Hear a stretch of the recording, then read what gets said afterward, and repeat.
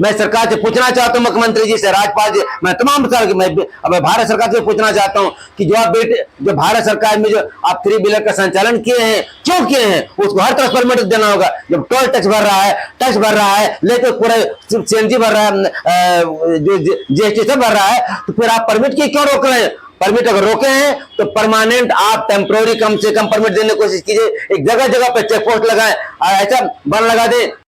ये जो आपने सुना, ये कमोबेश राजधानी रांची में सभी के साथ घट रही है। जो 3 पहिया वाहन हो या 4 पहिया वाहन बाहर से जो आते हैं, उनके साथ ट्रैफिक पुलिस का व्यवहार कुछ इसी तरह रहता है, जिससे खिन्न होकर भारतीय जन जागरण गांधीवादी पार्टी के उपाध्यक्ष ने ये बातें कही।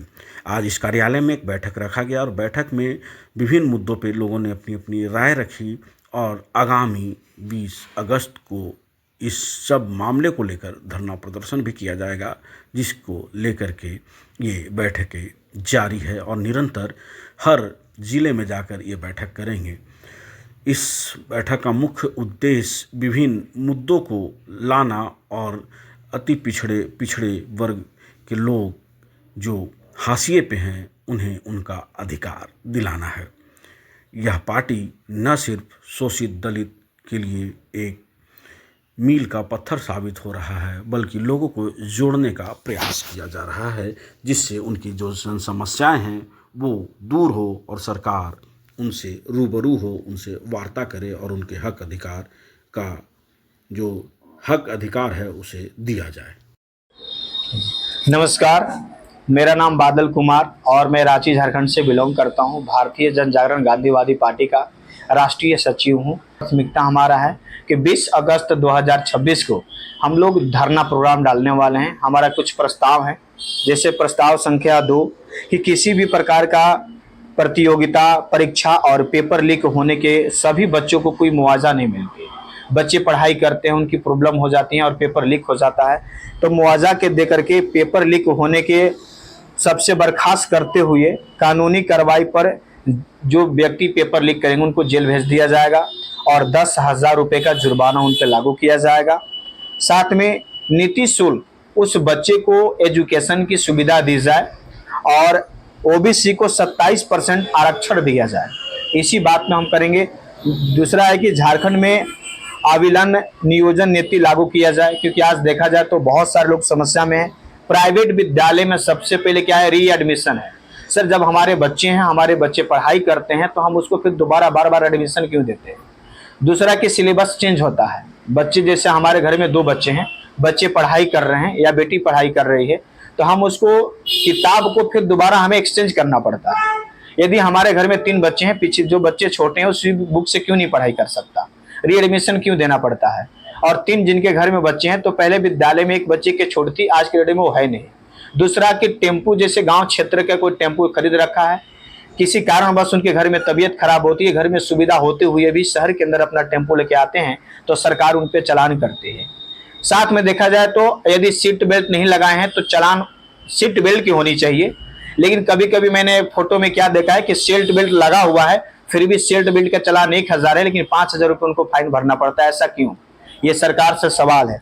दूसरा है कि प्राइवेट विद्यालय में ड्रेस कोड और किताब गार्जियन को लेने के लिए वो स्वतंत्र करें कि किसी भी दुकान से आप ले सकते हैं और कहीं से भी खरीद सकते हैं, क्योंकि ये दुकान एक सुविधा बना दी गई है कि हम देंगे तो उसमें कोई डिस्काउंट नहीं देंगे और फलाने दुकान से ही आप ले सकते हैं। हर विद्यालय का ड्रेस कोड है, वो अच्छी बातें हैं, लेकिन हर बच्चों का ड्रेस हम कहीं से भी मार्केट में लेने के लिए सुविधा हमें उपलब्ध हो जाए, हम किसी भी जगह से ले सकते हैं, इस पर कोई पाबंद न लगाया जाए। दूसरा है कि प्राइवेट विद्यालय में सिलेबस चेंज न किया जाए।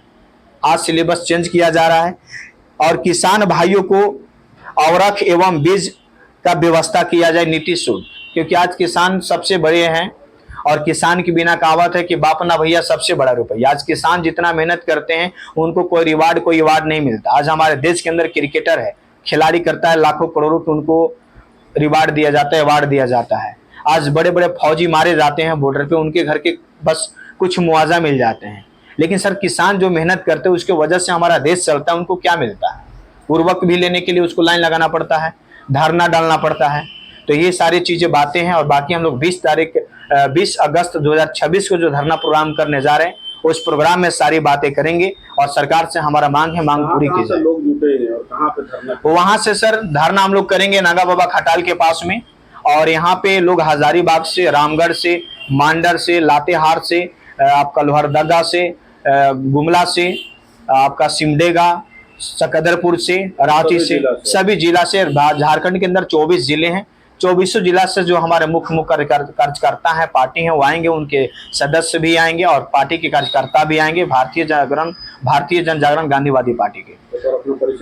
तो मैं अपना परिचय एक बार फिर से, बादल कुमार, रांची झारखंड का मैं रहने वाला हूं, भारतीय जन जागरण गांधीवादी पार्टी का राष्ट्रीय सचिव। धन्यवाद सर। इस पार्टी में आए हैं, क्या कुछ विजन है इसका, क्यों जुड़े? पहले तो मैं अपना परिचय बताता हूँ। मेरा नाम विनोद प्रजापति है, पदार्थ प्रखंड रामगढ़ से आया हूँ और इस टीम का मैं प्रदेश उपाध्यक्ष हूँ। इस टाइम जो हम लोग आए हैं तो हम लोग का एक ही कारण है कि पार्टियां तो बहुत चल रही हैं और बहुत लोग अपने अपने हिसाब से चला रहे हैं, लेकिन आज हमारा जो पार्टी है उसमें हम लोग हट के एक ऐसा काम करना चाह रहे हैं जिसमें लगभग जितने भी गरीब लोग हैं, जितने पिछड़े लोग हैं, उनको हम लोग पकड़ के आगे लाएंगे। जिस तरह बच्चे को पकड़ के चलना सिखाते हैं, आगे दौड़ना सिखाते हैं, ठीक उसी तरह हम लोग भी कोशिश करेंगे कि जो गरीब हैं, जो बिल्कुल लाचार हैं, बेरोजगार हैं, कुछ तरह हैं, उनको हम रोजगार से भी जोड़ेंगे और गरीब को भी उस रास्ता में जोड़ेंगे जो रोजगार से जुड़ जाएंगे, और जो बिल्कुल चल नहीं पा रहे हैं उनको ताकत ऐसा देंगे कि अपने देश में, अपने भारत में एक नागरिक कहलाने का हकदार बन जाएगा और एक ताकतवर बन जाएगा। हमारे रांची एक राजधानी है, कैपिटल है, तो क्या मैं पूछता हूँ कि यहाँ पे बहुत सारी समस्याएं हैं। अभी सबसे बड़ा समस्या ये है कि मैंने पिछले बार देखा है कि जब यहाँ पे पॉलिटिकल की एग्जाम चल रही थी तो मेरे भी 2 बच्चे थे, मेरी भी अपनी सीएनजी गाड़ी थी, तो मैं उसको लेके अंदर लेके जा नहीं सकता था। आखिर क्यों? मैं सवाल ये करना चाहता हूं अपने पार्लियामेंट से या मुख्यमंत्री जी से, अपने राज्यपाल जी से कि एक बात बताइए, एक 4 व्हीलर जो लेते हैं वो टैक्स भरते हैं, सब कुछ भरते हैं, तो ऑलराउंडर फ्री हो जाते हैं सब जगह जाने के लिए, क्या टेम्पो टैक्स नहीं लेते हैं? क्या वो 3 व्हीलर का नहीं लेते हैं क्या? तो फिर उसको परमिट पे क्यों रोक लगा रखे हैं? और परमिट अगर नहीं दे रहे हैं, मान लिया, लेकिन उसका कोई साधन निकलना चाहिए कि ठीक है, अगर आप गाड़ी लेके आ रहे हैं, कारण क्या भाई, कहाँ जा रहे हैं? हो सके कोई मर रहा आदमी, कोई मरीज हो। यहाँ पे रांची में, राजधानी में मेडिकल है, मुख्यालय है, हमारा स्टेशन है और हवाई अड्डा है, बहुत तरह की यहाँ पे चीज है। जो लोग आना जरूरी समझता रहना ही है। तो गाड़ी आता है उसका अवैध वसूली होता है क्या? हाँ, अवैध वसूली होता है, बिल्कुल होता है। एक बार मैंने भी ऐसा पकड़ा गया था, जब मैंने गाड़ी लेके आया और मेरे को बिल्कुल न्यू गाड़ी थी, पेपर ओके था, उसके बाद भी नहीं माना तो गोंदा थाने में हमको बंद कर दिया गया। गाड़ी को 12-24 घंटे तक बंद करने के बाद हमसे 4000-15,000 का चार्ज करके हमको ले लिया, हमको 4,500। क्यों? आखिर क्यों? अरे मैंने बोल दिया कि मैंने सर गलती से आया हूं, चाहे जो भी आऊं, तो एक बार माफ करना चाहिए। सरकार क्या मतलब तब मर्द को लेके भाग जाए, तब मतलब दबा दे, फिर गरीब के यही दबाने ताकत है क्या?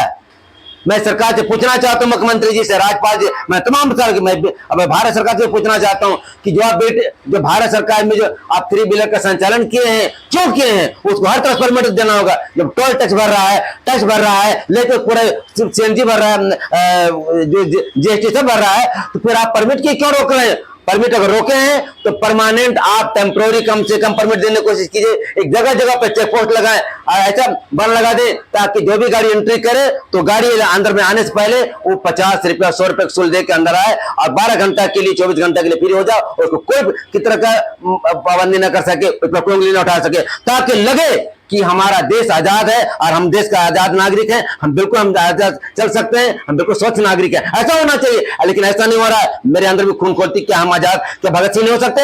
हम सुभाष चंद्र बोस नहीं हो सकते हैं। मैं भी चाहूं तो 1 मिनट में सबको जला कर आग कर सकता हूं, लेकिन ऐसे नहीं कर सकता हूं। क्यों? कि मैं कानून से बंद हूं और हमारा वक्त हम देखा जा रहा है कि लोग अभी कानून इस पर बंद करके रखा है और गरीब पर रात दिन उसको शोषण किया जा रहा है। जब मर्जी, जो हमारे रोड में ट्रैफिक वाले हैं, खाकी वर्दी वाले हैं, सफेद वर्दी वाले, साइड करके 500-600 रुपए, क्यों नौबत क्यों ये आ रही है? नौबत इसलिए आ रही है कि हमारा सिस्टम खराब करके रखे हमारा भारत सरकार। नंबर 1। नंबर 2 ये है, हमारा हर गरीब लोगों को रोजगार नहीं मिल रही है। आज हमारे भारत सरकार में जो इतने बड़े जंतर मंत्र को लेकर बड़ा विवाद खड़ा हो गया, उस पर कोई ढूंढ नहीं रहे कि हकीकत क्या है, सच्चाई क्या है। पहले सच्चाई को जानिए, क्या वो जाके वहां पे हो गया। अब हम लोग डंडा खाने के लिए तैयार हो गए, सब कुछ क्या है, पहले तो देखिए तो सही कि क्या है। अब हमारे यहाँ धरना लगाते हैं, तो पिछले बार जो धरना लगाया तो वहां पे हमारे मुख्यमंत्री जी ने, क्यों जब वोट मांगना होता तो हमारे दरवाजे तक जाते हैं, क्या ये हमको वोट दीजिए, मैं यूं हूं, मैं वो करूं, तो फिर क्यों नहीं करते, करके दिखाइए।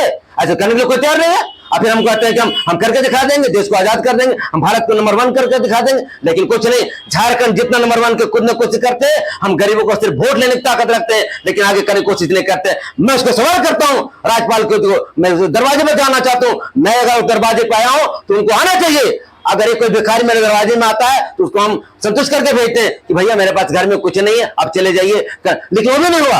हमारा धरना बेकार कर दिए, निष्पक्ष कर दिए, तो मैं दरवाजे बार बार आते रहूंगा क्या। मैं भारत सरकार से, झारखंड सरकार से मैं अपील करना चाहता हूं कि जो ऐसा हो रहा है ऐसा नहीं होना चाहिए। इस पर जितना जल्दी ध्यान रखा जाए, और हम गरीबों पर ऐसा ध्यान रखा जाए कि कोई भूखे ना मरे, रोजगार से ना मरे। बेरोजगार जो भी है उसको रोजगार मिलना चाहिए, और जो भी लोग आए और जितना भी 3 व्हीलर यहाँ पे हमारे गाड़ी में चल रहा है उनको भी ध्यान रखा जाए, किसी पे वसूली अनिवार्य नहीं होना चाहिए। मैं इसी बातों को मैं अपने वाणी को विराम देता हूं।